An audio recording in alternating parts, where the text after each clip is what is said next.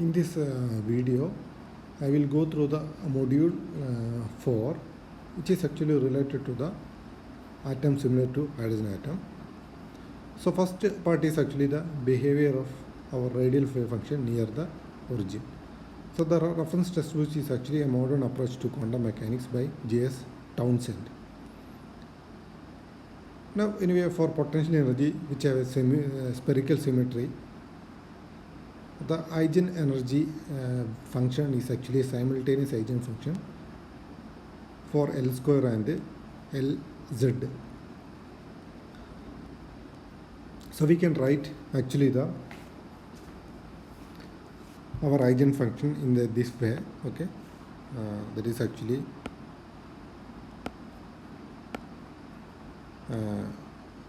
bra r and get ELM.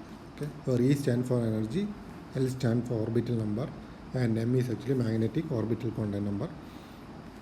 That can be written as actually product of radial wave function capital R, which is actually function of energy and L, and another is actually angular momentum wave function by L of M, which only depend on L and M. Now, the Schrodinger wave equation for the radial wave function is given by this equation number 2, that actually you can see in the previous chapters of this Townsend or this Townsend book or our Sakurai book. So that is actually equation number is actually the wave equation for radial wave function. So anyway, radial function depend on the capital E and L. So equation 2 is not dependent on M value. So the degeneracy is of this 2L plus 1 is actually the degeneracy associated with the radial wave function. That is capital R. Assume that capital R is actually our radial wave function. So it have a degeneracy of 2L plus 1 for and depend on the L values. Now to solve this equation number 2, we will do a small substitution here. That also we did in the previous chapters of this book. That capital R is actually equal to, you can see capital R equal to U by R. That is actually equation number 3. Now then the equation 2 become equation 4. You can see that equation number 2. We already removed the second term, which is actually 2 by R d by R. Just do in this substitution.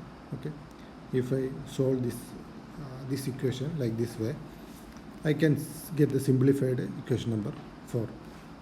So anyway that second term of the equation 2 is actually removed. So I will have only remaining 3 terms. Okay. So anyway, get obtained equation number 4. So another important thing is actually our normalization condition. So the normal condition, we know that actually that integral 0 to infinity r square dr capital R star into R should be equal to 0 to infinity dr u star into u equal to 1. That is very important equation here, equation number 5. Normally for Schrodinger, one-dimensional Schrodinger equation, we just do the normalization from minus infinity to infinity. But here we integrate for the R value from 0 to infinity. Now, anyway, for one-dimensional Schrodinger equation, anyway, our integral limit is minus infinity to infinity. So wave function vanishes at infinity. But what will happen to here the wave function for R or R comes to near to the origin or R turns to 0. Now for that, just to compare, just to look at the equation number 4. Go to the equation number 4 and look at the LHS, that second term and the third term. So that is important. Now the second term is actually you can see that second term. That actually you can see that second term. Look at the second term. So that is actually proportional to 1 by R square, and third term, which is actually the potential, which is actually proportional to 1 by R. Out of these two terms, second term is actually more singular. Okay, so at near to origin, the second term is more singular as compared to the third term.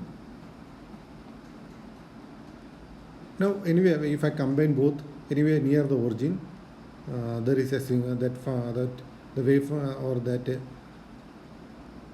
actually we can see a singularity at the origin r equal to 0, and if I have a power series solution, I can maybe I have some solution like this: u equal to summation over c raised to n into r raised to n. Okay, I have some type of power series solution like this for u.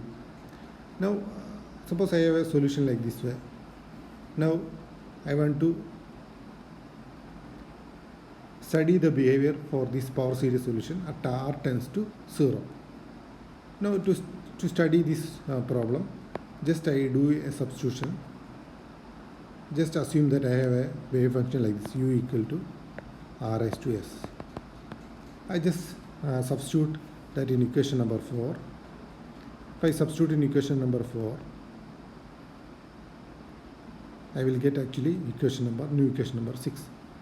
So anyway, first derivative, you can see the second derivative, it become actually s into s minus 1, that I already obtained here, s into s minus 1 and r raised to s minus 2. And if I go to the second term, r raised to s divided by r square, it become actually r raised to s minus 2, and other two terms similar. Okay. Now for small r, what will happen? For small r, what will happen? That is important. When r tends to 0, this term RHS become easily 0, and look at the LHS 3 terms. I will go through the third term.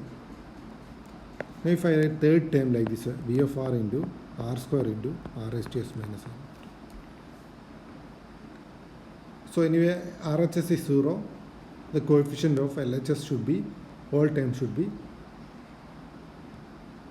or their sum should be 0. So when we look at this term, because of 1 by r square is more singular than potential, I can clearly tell v of r into r square tends to 0. So this term also become 0, where vr into r square tends to 0 means this term becomes 0. Now only remaining term is actually first term and second term. So that coefficient should be, or the sum of the coefficient should be 0. Hence I can write equation number 8. Minus s into s minus 1 plus l into l plus 1 equal to 0. That is minus 8. So my s value should be like this way. Now suppose I have a general solution like this way. Suppose I have a general solution. My u equal to summation over cs into r raised to s. So my s can have s equal to l plus 1 or s equal to minus l. So this is my power series solution. Now if I use s equal to minus l, I have r raised to minus l. Anyway, L is a positive quantity. So that actually my wave function should be proportional to 1 by r raised to l. And for small r, you can clearly see that will not satisfy our normalization condition 5 because of the divergence as the lower limit. So I have to discard the 1 by r raised to l term for l greater than or equal to 1. For what will happen to l equal to 0? Now l equal to 0, you can see if l equal to 0, we can clearly say that u should be constant. But our radial function r should be u by l, u by r, that anyway 1 by r. So that is also not acceptable for r tends to 0. So that is a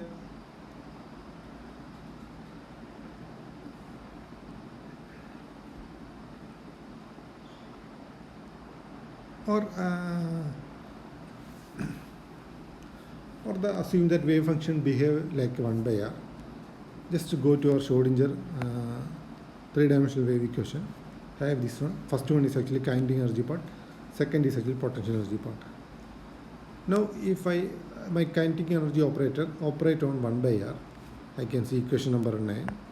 Become more or like a delta function, which is actually close to r. Del square 1 by r equal to minus 4 pi delta cube into r. Okay. Again, but the potential is actually a algebraic singularity. So due to this presence of delta function near the origin, which actually will not satisfy our energy eigenvalue equation. So that then 1 by r can be, or 1 by r behavior of r can be neglected, or it cannot satisfy our Schrodinger wave equation. That's why mainly we neglected 1 by r term. So the remaining only term actually where u can have is actually u raised to which is actually for u can have when r tends to 0, that can have only value r raised to l plus 1. So this is only the solution. Clearly, you can clearly see that when r tends to 0, u vanishes. From and just substitute l equal to some value. When r tends to 0, u tends to 0. So anyway, you can look at the problem 10.1 Townsend, which is actually a further proof. Now, what will happen to the L value increases? L value increases means the particle is less likely to found near the origin. Now, look at the equation number 4. We have two terms actually. These two terms. So I can write the sum of these two terms as actually new effective potential. So I write V effective is actually new potential. I write effective potential is like this way. Okay. So when L increases, this first term is known as actually the centrifuge barrier. So the L increases, the centrifuge barrier increases.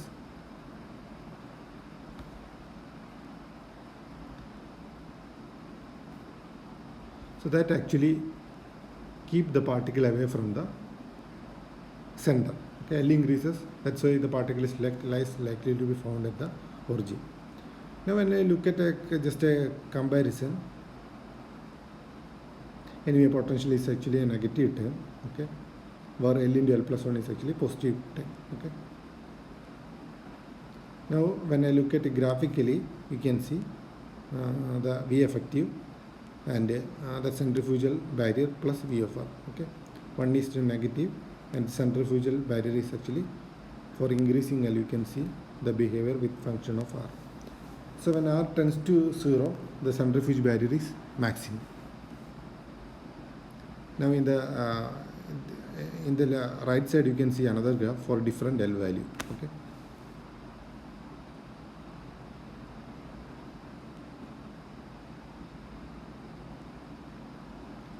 Or V effective for different L value. For L equal to 0, it seems that the particle can be found near the origin. Anyway, for other increasing L equal to 1 to near the origin, the particle is less probable.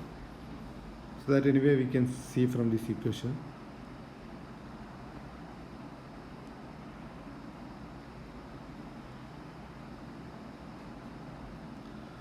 So from this we can clearly say that wave function vanishes at the origin for all L except L equal to 0 or S state. Okay, that is very important because now our actual radial wave function is given by U by L, R equal to U by L, which is actually become U by R.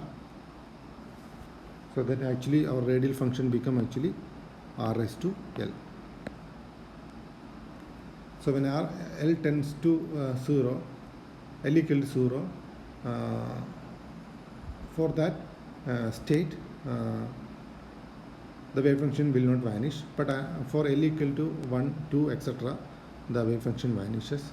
So that's why only S states wave function have some values near the origin.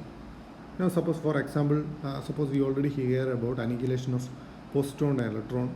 So this annihilation occur only for the lowest states value due to this reason.